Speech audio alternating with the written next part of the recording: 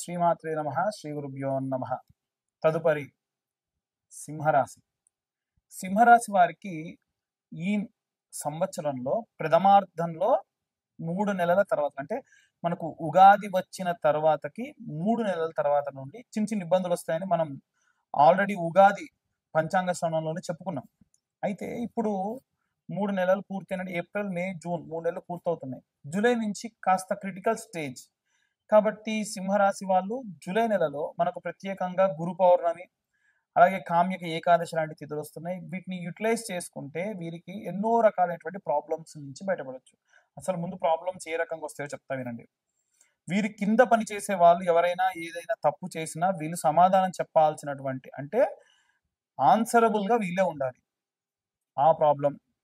రెండవది ఏమిటి అంటే ఎవరైనా రోడ్డుపై వెళ్తున్నప్పుడు వెనకాల నుంచి ఏదైనా వెహికల్ వచ్చి వీరికి తగిలితే, వీరు స్లిప్ అయిపోయి ఇంకొకరికి తగిలితే అవతల వారికి ఎక్కువ దెబ్బ తగిలి వీరి మీద విపరీతమైనటువంటి ఘర్షణకు రావడం, ఇలాంటివి. మూడవది ఏమిటంటే మీరు పూర్తి చేశాను అనుకున్న వర్క్ ఏదైతే ఉందో దాంట్లో ఇంకా చాలా పెండింగ్ కానీ తప్పులు కానీ ఉండడం, దాన్ని మిమ్మల్ని ప్రశ్నించడం, అసలు మీ వర్క్ ఏమైపోయిందని మిమ్మల్ని క్వశ్చన్ చేయడం లాంటివి జరిగే అవకాశం ఉంటుంది. ఇవే కాకుండా మీరు ఏదైతే పని అనుకొని పూర్తి చేయాలి అనుకొని ఉంటారో అది మీరే చేయండి. అది కాకుండా ఎవరి ద్వారా అది చేయబడ్డా ఇబ్బంది పడతారు. ఎందుకంటే మీరు పర్ఫెక్ట్గా చేయగలరు ఆ పనిని, ఇంకొకరు దాని అంత బాగా చేయకపోవచ్చు. కాబట్టి ఈ విధంగా మీరు ప్లాన్ చేసుకోండి. ఇక ప్రత్యేకంగా ఈ యొక్క రాశిలో ఉన్నటువంటి వారు మరి ఈ యొక్క నెలలో ఎటువంటి పూజ చేసుకుంటే మంచిది అంటే నిత్యము శివాలయానికి వెళ్ళండి. మీరు ఉదయాన్నే నిత్యము శివాలయం లేదు, దగ్గరలో ఇంకేదైనా సరే ఒక బీరప్ప దేవాలయం ఉంది, వెంకటేశ్వర స్వామి గుడి ఉంది, ఆంజనేయ స్వామి గుడి ఉంది, ఏ దేవాలయం ఉన్నా వెళ్ళండి. నిత్యం మాత్రం గుడికి వెళ్ళాలి. రెండవది ఏంటంటే నేను ఇప్పుడు చెప్పే మంత్రం ఉంటుంది, చాలా మంచి మంత్రం, చాలా శక్తినిస్తుంది. ఈ మంత్రం చదవండి. ఒక్కసారి చదివినా చాలు, 11 మార్లు చదివితే ఇంకా మంచిది. ఆ మంత్రం ఏంటంటే ఓం నమస్తే అస్తు భగవన్ విశ్వేశ్వరాయ మహాదేవాయ త్రయంబకాయ త్రిపురాంధకాయ త్రికాగ్నికాలాయ కాలాగ్నిరుద్రాయ నీలకంఠాయ మృత్యుంజయాయ సర్వేశ్వరాయ సదాశివాయ శ్రీమన్ మహాదేవాయ నమః. ఈ మంత్రం మీరు మామూలుగా గూగుల్లో కొట్టినా వచ్చేస్తుంది మొత్తం. ఓం నమస్తే అస్తు భగవన్ విశ్వేశ్వరాయ మహాదేవాయ త్రయంబకాయ త్రిపురాంధకాయ త్రికాగ్నికాలాయ కాలాగ్నిరుద్రాయ నీలకంఠాయ మృత్యుంజయాయ సర్వేశ్వరాయ సదాశివాయ శ్రీమన్ మహాదేవాయ నమః. కాబట్టి మహాదేవుడి యందు మీ యొక్క తలను ఆయన పాదముల దగ్గర ఉంచి మీరు ఈ మంత్రాన్ని రోజు ఒక్కసారి చదివినా భగవంతుడు మీ మీద చేయి వేసి నేనున్న పదా అని చెప్పి ముందుకు నడిపిస్తాడు. అంతటి మహాభాగ్యులు ఈ రాశివారు. కాబట్టి వీలైనంత వరకు ఇక ఎలాంటి రెమెడీస్ తీసుకోవాలి ఈ రాశివారు అనే విషయాన్ని ఇప్పుడు మనం తెలుసుకుందాం. అన్ని వర్గాల వారికి సంబంధించి జూలై 10వ తారీఖు నాడు గురు పౌర్ణమి, అలాగే 21వ తారీఖు నాడు కామ్యక ఏకాదశి అని అంటారు.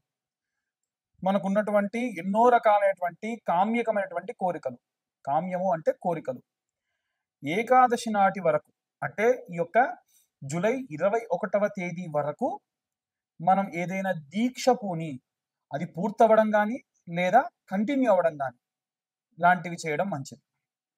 ఎలాంటివి చేయాలి, ఎలాంటి ప్రతిఫలాలు దక్కుతాయి అనేది ఇప్పుడు మనం తెలుసుకుందాం. అయితే గురు పౌర్ణమి నాడు వీలైతే గురు చరిత్ర పారాయణం కానీ లేదా హనుమత్ చాలీసా పారాయణం కానీ దగ్గరలో ఉన్న అర్చక స్వాముల ద్వారా చేయించుకోండి. లేదు సామూహికంగా ఎవరైనా చేయించుకోదలుచుకుంటే కింద ఉన్న నెంబర్ కాంటాక్ట్ చేయండి.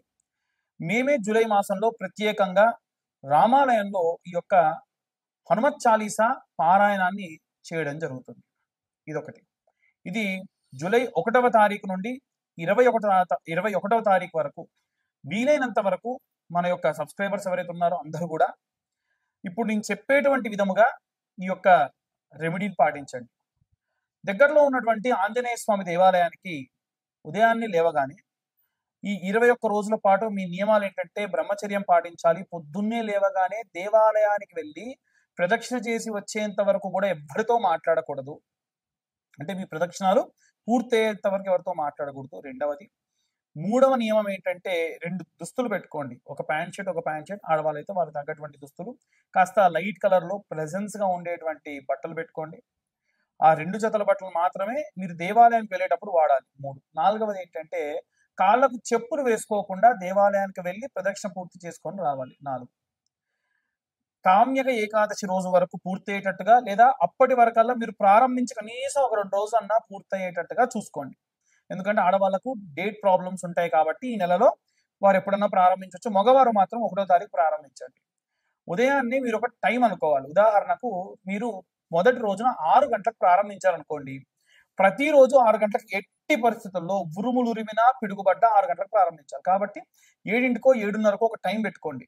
మంచి టైం పెట్టుకొని మీరు ప్రారంభించేసేయండి. ఎట్టి పరిస్థితుల్లో నిమిషం కూడా దాటకూడదు. నిమిషం ముందు కూడా చేయకూడదు. అయ్యో! హడావిడిగా నాకు పనుంది, తొందరగా వెళ్ళాలి. No way. ఒక టైం పెట్టుకున్నారంటే ఆ టైంకే వెళ్ళాలి. ఈ 21 రోజులు బ్రహ్మచర్యం పాటించాలి. భార్యాభర్తలు కలవడం లాంటివి చేయదు. అయ్యో! మేము పిల్లల కోసమే ఈ యొక్క వ్రతం చేస్తున్నామండి. మరి 21 రోజులు చేయకూడదు. భార్యాభర్తలు కలవకూడదు. ఒకటే పూట భోజనం తినాలి. 2 పూటలు అల్పాహారం సేవించాలి. నాన్ వెజ్ తినొద్దు. మందు తాగొద్దు. వీలైనంత వరకు మీకు పండగలు వస్తుండొచ్చు. ఎవరన్నా మీ ఫ్రెండ్స్ పార్టీకి పిలవచ్చు. ఇంకా ఎన్ని రకాలైనటువంటివైనా సరే చేయొచ్చు. కానీ ఎట్టి పరిస్థితుల్లో మీరు టెంప్ట్ అయిపోయి ఆ యొక్క మాంస భోజనం చేయడం గాని, మందు తాగడం గాని లాంటివి చేయకండి. కామ్యక సుఖాలకు వెళ్ళకండి. అల్లం, వెల్లిపాయ, ఉల్లిపాయ లాంటివి ఇంకా అరికట్టి మేము ఇంకా బ్రహ్మచర్యం పాటిస్తానంటే ఇంకా సంతోషం. మన కోరిక ఎంత బలమైనదైతే మనమంత బలంగా చేయాలి. ఈ 21 రోజుల పాటు 21 ప్రదక్షిణాలు దగ్గరలో ఉన్న ఆంజనేయ స్వామి దేవాలయానికి నేను చెప్పిన విధంగా కాళ్ళకు చెప్పులు లేకుండా, బ్రహ్మచర్యం పాటిస్తూ, ఎవ్వరితో మాట్లాడకుండా, లేవగానే ఎవరితో మాట్లాడకుండా మీరు ఈ యొక్క రెమెడీని ప్రారంభించి, ప్రదక్షిణాలు అయిన తర్వాత ఎవరన్నా పలకరిస్తారు, మిమ్మల్ని డిస్టర్బ్ చేద్దామని చూస్తారు, మధ్యలో ఏమైనా వెహికల్ వచ్చి మిమ్మల్ని తగిలి మిమ్మల్ని తిడతారు. అయినా సరే ఎవ్వరితో మాట్లాడొద్దు. భగవంతుడు ఎన్ని రకాల పరీక్షించారో అన్ని రకాలుగా పరీక్షిస్తాడు. కాబట్టి ఎట్టి పరిస్థితులలో ఆ యొక్క 21 ప్రదక్షిణాలని ఆపకండి. 21 ప్రదక్షిణాలు పూర్తయిన 3 నెలల్లో మీ యొక్క కోరికలు తీరుతాయి. అదే కామ్యక ఏకాదశి వరకల్లా అది పూర్తయ్యేటట్టుగా చూసుకోండి. ఈ 21 రోజుల్లోనే ఎవరైనా పెళ్లి కాని ఆడపిల్లలుంటే వారి కోసం ప్రత్యేకంగా చెప్పేటువంటిది ఏంటంటే, మనకు ఆంజనేయ స్వామి గద పట్టుకొని వాలం ఇలా ఉంటుంది. వాలం అంటే తోక. ఆ తోక ఇలా ఉంటుంది కదా! దానికి ఒక గంట ఉంటుంది. ఆ ఫోటో తెచ్చి పెట్టుకోండి. ఒక మంగళవారం నాడు ప్రారంభించండి ఈ జూలై నెలలో. ప్రతి చోట గూడా సింధూరం కాస్తంత వెన్నెలో గాని, లేకుంటే సంపెంగ నూనెలో గాని అలా కలిపి చెమేలి తైలంటారు. కలిపి అలా తీసి పెట్టండి. ఇలా 21 రోజుల పాటు రోజు ఒకసారి బొట్టు పెట్టాలి. ఒకసారి హనుమాన్ చాలీసా చదవాలి. అంతే. ఏమీ లేదు. అయిపోయిన తర్వాతకి స్వామివారికి మీ ఇష్టమైనటువంటి సేవ చేసుకోండి. వస్త్రాలు ఇవ్వగలిగితే వస్త్రాలు, ఆకు పూజ, వడమాల, లేకుంటే రోటుమాల, సింధూరార్చన, అభిషేకం, అది కూడా మన్య సూక్తంతో అభిషేకం, ఏవి కుదిరితే అవి చేయండి. ఇలా మీరు ఈ యొక్క కామ్యక ఏకాదశి ఉన్నటువంటి రోజులలో గనక ఈ రకమైనటువంటి దీక్షలు చేసి, ఈ రకమైనటువంటి రెమెడీస్ పాటించడం వలన శీఘ్రంగా మీరు అనుకున్న పనులన్నీ కూడా పూర్తవుతాయి. మీకు ఉన్నటువంటి బలమైనటువంటి వాంఛలు, కోరికలన్నీ కూడా తీరుతాయి. అందరూ కూడా ఈ యొక్క రెమెడీస్ పాటించి సంతోషంగా ఉంటారని కోరుకుంటున్నా. ఇవన్నీ కూడా మేము గోచార రీత్యా ఎన్నో రకాలైనటువంటి వెరిఫికేషన్స్, ఫిల్టర్స్ చేసి మీ దాకా తీసుకురావడం జరుగుతుంది. మీ దాకా ఈ వీడియో వచ్చింది అంటే ఖచ్చితంగా మీరు రెగ్యులర్‌గా ఫాలో అవుతున్నారు అని అర్థం. కాబట్టి ఇంకా కూడా మెరుగైనటువంటి రెమెడీస్ మీకు అందజేసే ప్రయత్నం చేస్తా. ఎవరైనా సరే పూర్తిగా మీ యొక్క జాతకం విశ్లేషణగా ఒక గంట, గంటన్నర పాటు మీ జాతకం గురించి మాట్లాడుకోవాలి. ముందేం జరగబోతుంది? గతంలో ఏం జరిగింది? దశ, అంతర్దశ, విదశలలో గోచార రీత్యా నవాంశ ఇలాంటివన్నీ గూడా మీకొక పీడీఎఫ్ ఫైల్‌లో 60-65 పేజీల్లో మీకు అందించడం జరుగుతుంది. ఈ యొక్క జాతకం కోసము కేవలం రూ. 2025 చెల్లిస్తే పూర్తిగా మీ యొక్క జాతకం తెలుసుకోవచ్చు. కింద ఉన్న నెంబర్‌కు కాంటాక్ట్ చేసి మీ యొక్క డీటెయిల్స్ అన్నీ కూడా పంపించి మాతో డిస్కస్ చేయొచ్చు. ఇక అందరూ కూడా ఈ రెమెడీస్ పాటించి ఎంతో సంతోషంగా ఉంటారని కోరుకుంటున్నాను. చాలా మంది కరుంగలి మాల గురించి అడుగుతున్నారు. ఈ యొక్క పాతాళ మురుగన్ దేవాలయంలో ఇచ్చేటువంటి కరుంగలి మాలలే అక్కడ 1600, 1200 ఉన్నాయండి. మీరు ఎలా మాకు 1016లకు ఇస్తున్నాను అడుగుతున్నారు. మేము 1116లకే ఇస్తున్నాము. మాకు వచ్చేది రూ. 800. దేవాలయం వాళ్ళకి అదే రూ. 800కి ఆ దేవాలయానికి సంబంధించిన వ్యక్తులే తయారు చేసి ఇస్తారు. వాళ్ళు దేవాలయానికి మెయింటెనెన్స్‌కి ఎక్స్‌ట్రా చార్జ్ వేస్తున్నారు. మనం పూజాది క్రతువులు చేసిస్తాం కాబట్టి, అంటే ప్రతి సోమవారం గూడా మనం అభిషేకంలో పెట్టిస్తాం కాబట్టి, దానికోసం అని చెప్పి మనం గూడా 1016 మాత్రమే చార్జ్ చేస్తున్నాము. పూర్తిగా మాలకి 1016 చార్జ్ చేస్తాము. సోమవారం కంటే ముందే మమ్మల్ని కాంటాక్ట్ చేస్తే మీరు మీ యొక్క పేరు, డేట్ ఆఫ్ బర్త్, టైము లేదా మీ యొక్క గోత్రనామాలు ఇవ్వడం వల్ల మీకు ఈ యొక్క మాలను అందించడం జరుగుతుంది. సర్వే జనా సుఖినో భవంతు. స్వస్తి.